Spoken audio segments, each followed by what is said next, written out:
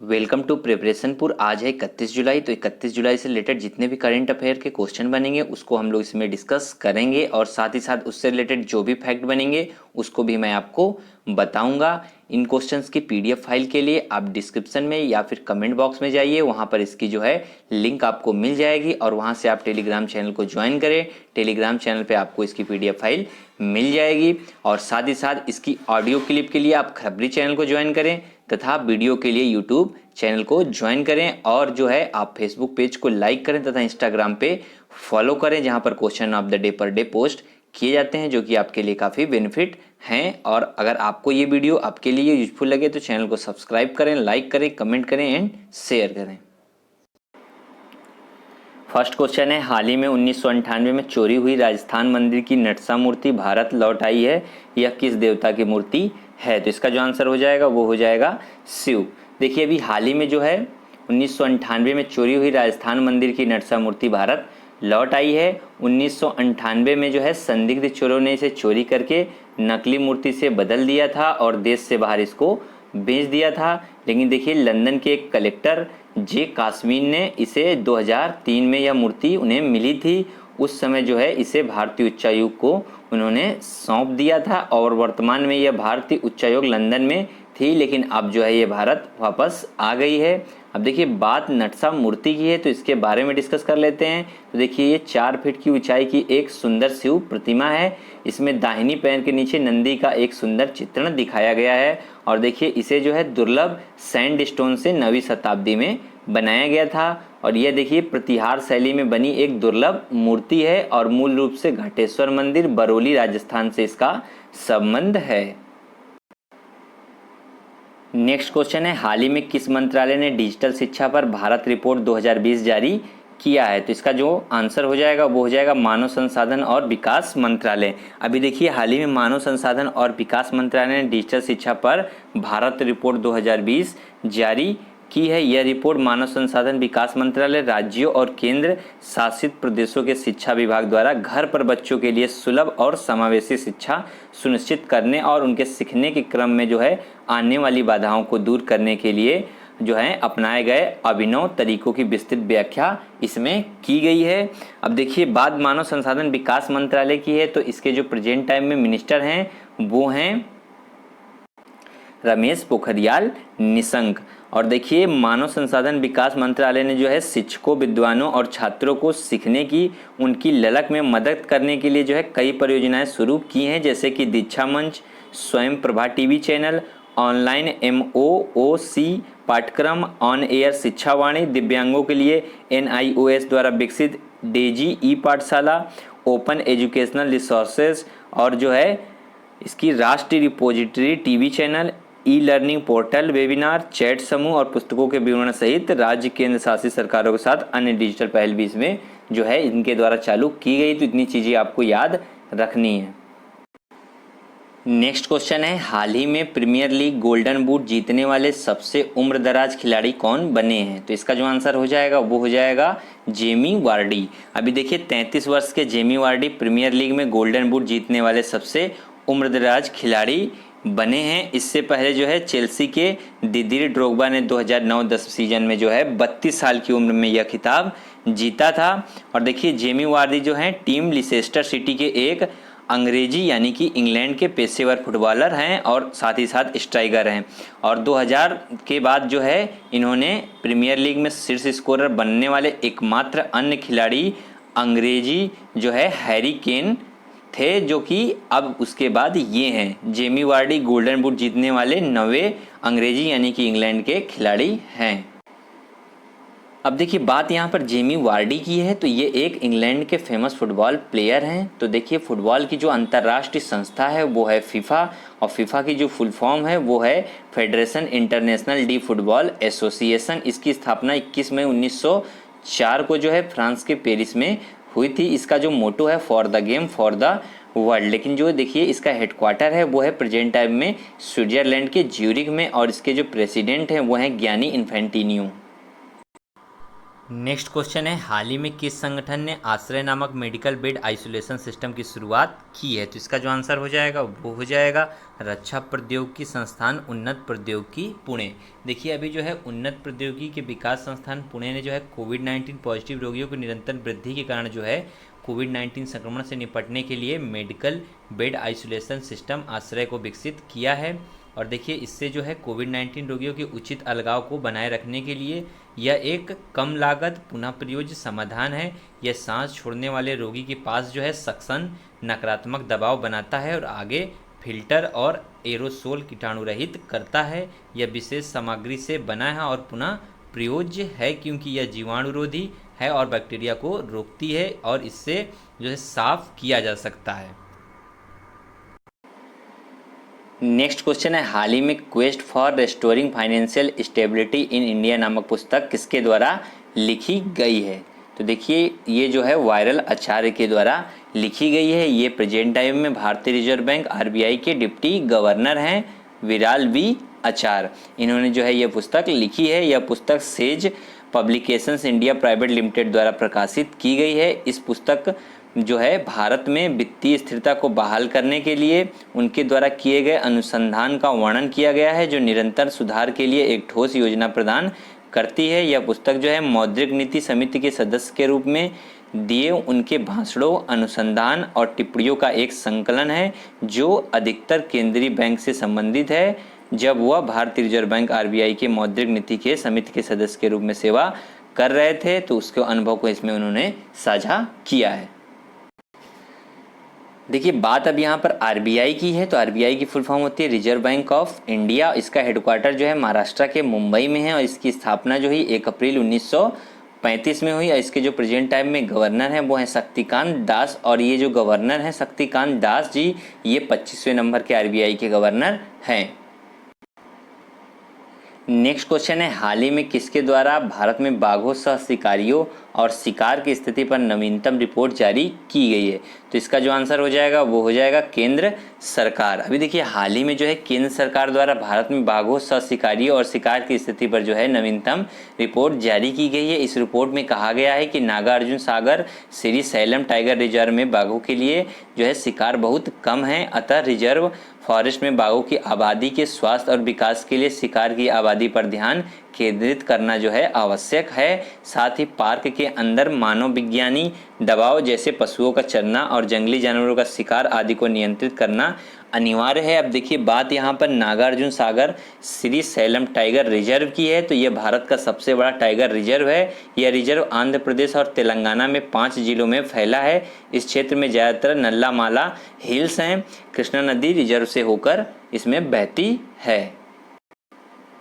Next question है, हाल ही में rail cycle का विकास किस संस्था ने किया है? तो इसका जो आंसर हो जाएगा वो हो जाएगा एनटीपीसी। अभी देखिए हाल ही में जो है विशाखापट्टनम के पास एनटीपीसी सीमाद्री संयंत्र ने एक रेल साइकिल विकसित की है।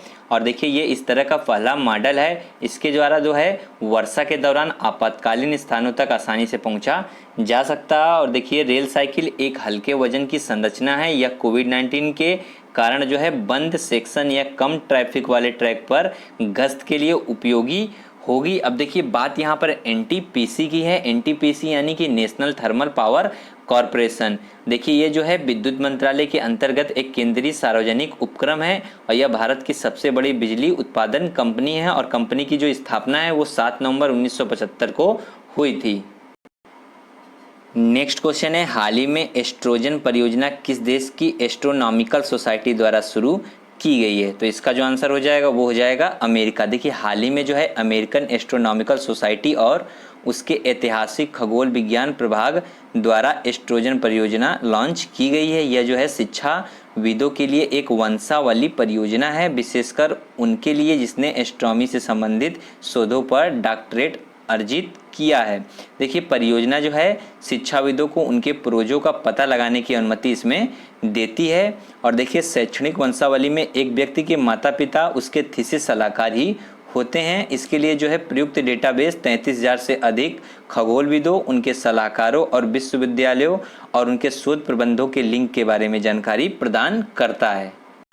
देखिए बात अब अमेरिका की है तो ये रहा अमेरिका। देखिए अमेरिका और कनाडा की जो डिवाइड करने वाली लाइन है, यानी कि जो डिवाइडिंग लाइन है, उसे कहते हैं 49th पैरेलल। और देखिए इसकी जो कैपिटल है वो है वाशिंगटन, और यहाँ के जो प्रेसिडेंट हैं वो हैं डोनाल्ड ट्रंप, और यहाँ की जो करेंसी है वो है United states dollar. Next question है, हाल ही में ग्रीन एजी प्रोजेक्ट कहाँ लॉन्च किया गया है? तो इसका जो आंसर हो जाएगा वो हो जाएगा मिजोरम। अभी देखिए हाल ही में जो है मिजोरम के कृषि मंत्री सी लाल रिनसांगा ने जो है राज्य में ग्रीन एजी प्रोजेक्ट लॉन्च किया है। अब देखिए ये जो योजना है इसका उद्देश्य है देश की खाद्य सुरक्षा से समझौता किए बिना कृषि के सतत परिवर्तन को प्रोत्साहित करना। और देखिए ये जो है और जो है अन्य राज्यों में चल रही है, वो चल रही है राज्य में मध्य प्रदेश में, उड़ीसा, राजस्थान, उत्तराखंड और अब मिजोरम में जो है इस योजना को लॉन्च किया गया है।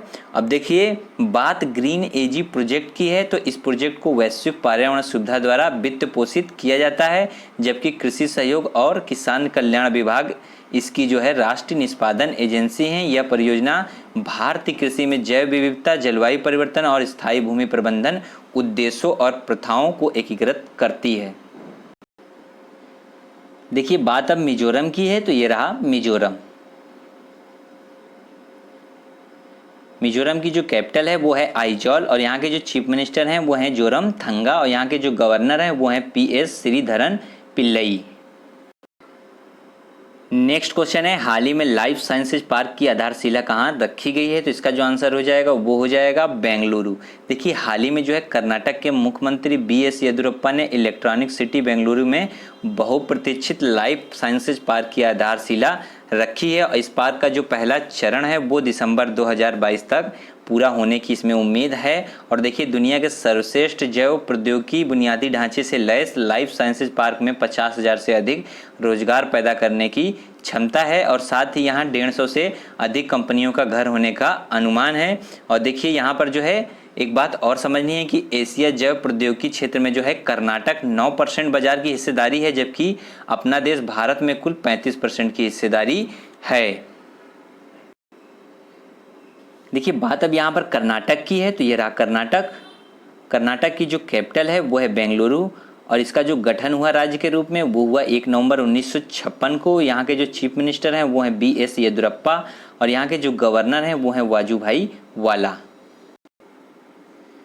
नेक्स्ट क्वेश्चन है, हाल ही में भारत से पहली बार मिनी ट्रक किस देश में भेजे गए हैं? तो इसका जो आंसर हो जाएगा वो हो जाएगा बांग्लादेश। अभी देखिए हाल ही में जो है पहली बार भारत से 15 मिनी टाटा ट्रक बांग्लादेश भेजे गए हैं। और देखिए इससे पहले जो है 13 जुलाई को आंध्र प्रदेश से मिर्च लेकर जाने वाली एक पार्सल ट्रेन बांग्लादेश जो है भेजी गई थी, और FMSCG उत्पादों और अन्य मदों में जो है 50 कंटेनर को ले जाने वाली पहली कंटेनर ट्रेन हाल ही में जो है बांग्लादेश के बेनापोल रेलवे स्टेशन पर भेजी गई थी।